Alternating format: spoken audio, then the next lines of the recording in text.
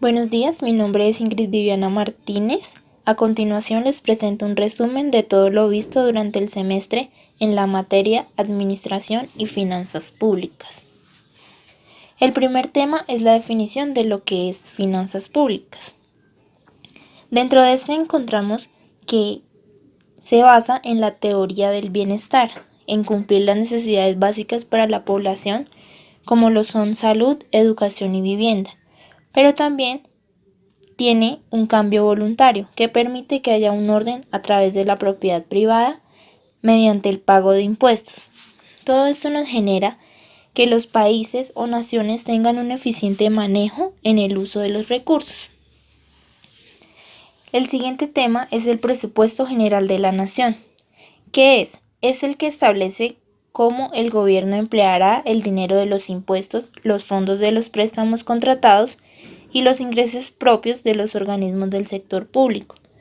Para el 2020, el presupuesto general de la Nación de Colombia quedó en 271,7 billones, generando un 9% de crecimiento.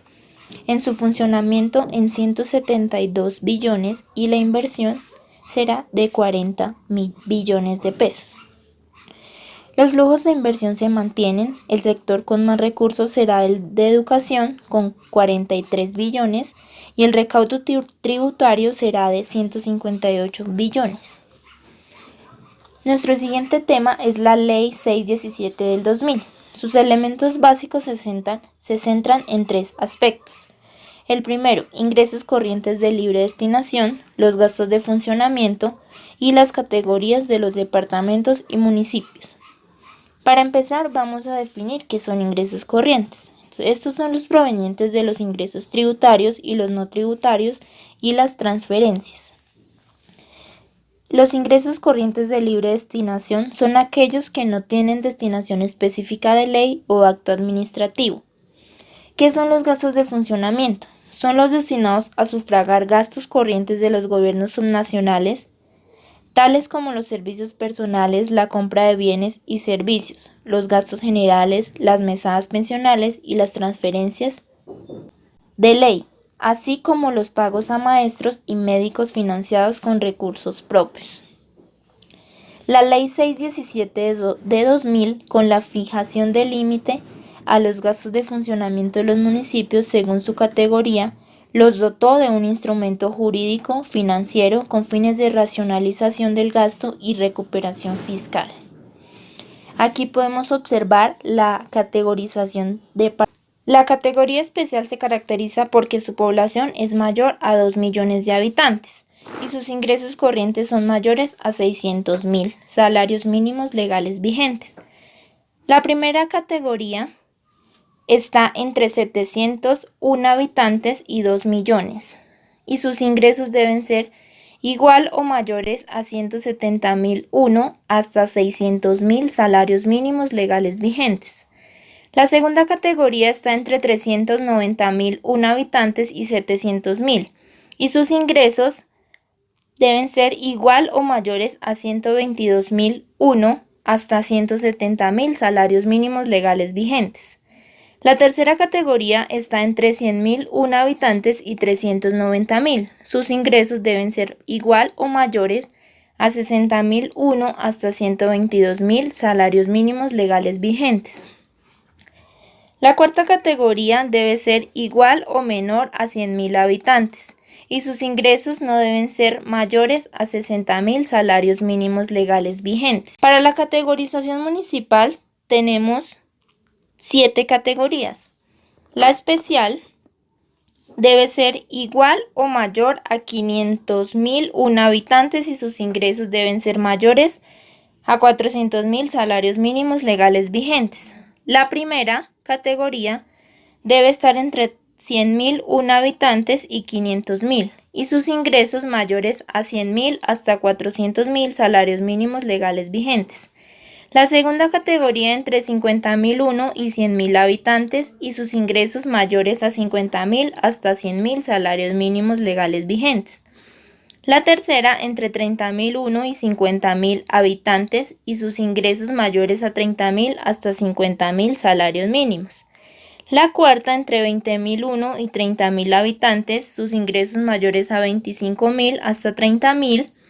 La quinta entre 10.001 y 20.000 habitantes, sus ingresos mayores a 15.000 hasta 25.000 salarios mínimos.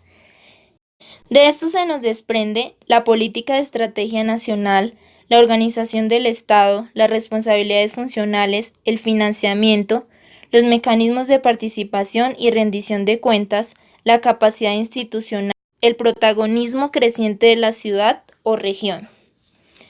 ¿Cuáles son los objetivos de esta centralización? Como primera medida tenemos que de 1983 a 1990 fue que se dio esta combinación de descentralización político-administrativa. Uno de los objetivos es transferir a los municipios las competencias de inversión y manejo del agua potable y el saneamiento ambiental. Entregar a las localidades las responsabilidades de inversión en infraestructura, construcción, dotación y mantenimiento de hospitales locales, centros y puestos de salud. La organización del Estado colombiano. Nuestro Estado colombiano se divide en 3 ramas del poder público. Estas son la legislativa, la ejecutiva y la judicial, y algunos órganos autónomos e independientes. Dentro de la legislativa tenemos que hace las leyes y ejerce el control político sobre el gobierno y la administración. Es decir, a esta pertenecen la Cámara de Representantes y el Senado. En la ejecutiva garantiza los derechos y libertades de todos los colombianos, y a esta pertenecen el presidente y el vicepresidente. De nuestro presidente se desprenden los ministerios, que actualmente tenemos 16, las gobernaciones y las alcaldías. De la rama judicial tenemos que administrar la justicia. Tenemos entes como Corte Constitucional, Corte Suprema de Justicia, Corte de Estado, Fiscalía General de la Nación y el Consejo Superior de la Judicatura. En los órganos autónomos e independientes encontramos al Consejo Nacional Electoral como representante de la Registraduría Nacional del Estado Civil y también la Comisión Nacional de Televisión. Otros organismos que encontramos son los organismos de control, el Ministerio Público y la Contraloría. Del Ministerio Público encontramos el Procurador General, quien rige a la Defensoría del Pueblo, a los procuradores delegados y a los agentes del Ministerio Público. A nivel nacional se desprende el gobierno central, las entidades descentralizadas y las empresas públicas no financieras. Para el gobierno central, los gastos son financiados con recursos presupuestales nacionales, es decir, que vienen del Ministerio de Hacienda y Crédito Público. Para las entidades descentralizadas tienen relativa independencia y presupuestos propios, pero también cumplen funciones administrativas, pero también cumplen funciones complementarias de administración pública. Para las empresas públicas no financieras, producen y venden productos y o bienes de servicios al público en gran escala. Como ejemplo tenemos el gas, el petróleo, vías férreas o telecomunicaciones. Una de las empresas a nivel nacional que encontramos públicas no financieras viene siendo Ecopetrol. A nivel departamental y municipal. En el departamental encontramos que está conformado por asambleas, despacho de gobernadores, secretarías, departamentos administrativos, oficinas y dependencias. Y a nivel municipal está conformado por alcaldías, secretarías, personerías, tesorerías, departamentos administrativos, oficinas y dependencias. Tanto para nivel departamental como municipal, el gasto hace parte del presupuesto general de la nación de cada división político-administrativa seccional y se financian con los recursos tributarios y no tributarios, transferencias de otros niveles de administración, préstamos, etc. Otro de nuestros temas fue la Ley 338 del 97, que corresponde al Plan de Ordenamiento Territorial. ¿Qué es? Es un instrumento básico que es conjunto de objetivos, directrices, políticas, estrategias, metas, programas, actuaciones y normas. ¿Qué sirven para qué? Para orientar y administrar un desarrollo físico y que es de forma obligatoria de su cumplimiento. El tipo jurídico, enajenación forzosa. Algunos de los instrumentos de gestión del suelo encontramos el tipo urbanístico, que se compone de reajuste de tierras, integración, cooperación entre participantes, enajenación voluntaria, expropiación vía judicial y expropiación vía administrativa. El tipo no financiero que corresponde a la plusvalía, contribución por valorización, derechos adicionales de construcción y desarrollo. También unos instrumentos de planificación que son, en primer orden, el plan de ordenamiento territorial. En tipo jurídico, el plan parcial, y de tipo financiero, unidad de actuación urbanística. Nuestro siguiente tema es la Ley 152 de 1994, que corresponde a la Ley Orgánica del Plan de Desarrollo. Primero que todo, ¿qué es un plan de desarrollo? Es la enunciación cuantificada de los programas y proyectos de inversión pública que un gobierno pretende realizar durante su mandato. El plan de desarrollo para los años 2018 a 2022 corresponde al Pacto por Colombia, Pacto por la Equidad, que es la ecuación de la legalidad más el emprendimiento igual a equidad, que se aprobó el 96.8% de la totalidad del PND. Algunas de las metas de este plan de desarrollo es llegar a 2 millones de niños con educación inicial y preescolar, lo que significa un aumento del 67%. Multiplicar más de 4 veces jóvenes en acción al llegar a 500.000 cupos. Realizar 600.000 intervenciones de mejoramiento de vivienda. Garantizar asistencia técnica agro a 550.000 productores y 300.000 con agricultura por contrato. Busca apoyar a 4.000 empresas con fábricas de productividad frente a 200 actuales. Duplicar la inversión pública y privada en ciencia y tecnología a 1,5 del Producto Interno Bruto. Sacar a 2 millones de colombianos de la pobreza. Que los sectores de la economía naranja pasen de un crecimiento real de 2,9 a 5,1 en 4 años.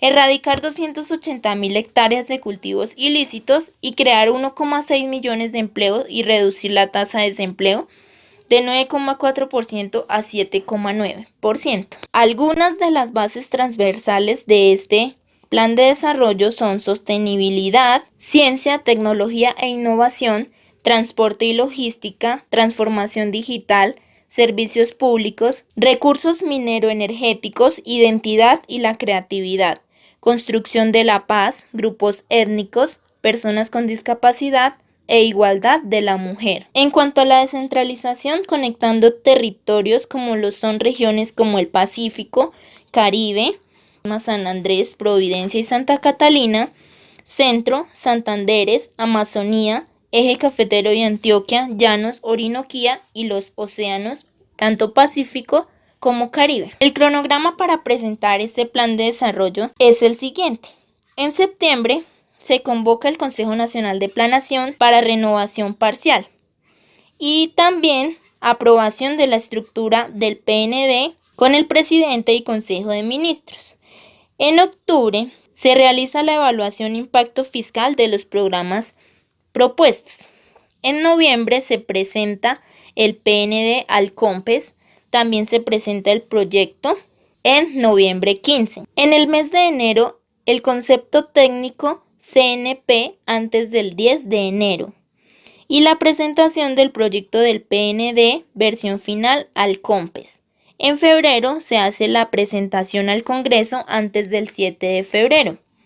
Para el 30 de marzo, el Consejo Territorial de Planeación entrega concepto. El 30 de abril se hace la radicación del Plan de Desarrollo Municipal ante el Consejo Municipal. Y para el 31 de mayo se sabe o no la aprobación. Como último tema tenemos el Decreto 111 de 1996. Este afirma que lo deben adoptar los municipios con el propósito de que las autoridades competentes municipales tengan una orientación clara para actualizar sus estatutos orgánicos del presupuesto. En primera medida, este tiene unos pasos, que son la programación, la aprobación, la modificación, ejecución y por último su coordinación con el plan de desarrollo. Para la preparación y elaboración del presupuesto se debe tener un cálculo de los ingresos, recursos propios, es decir, recursos de la participación del municipio en los ingresos corrientes de la nación, regalías, recursos del crédito, recursos de cofinanciación y del total de los recursos. Lo siguiente es el procedimiento de elaboración y trámite, seguido de los aspectos a tener en cuenta en relación con los gastos de funcionamiento, que son el estudio y aprobación del presupuesto, objeciones al presupuesto, repetición del presupuesto y liquidación del presupuesto. Gracias.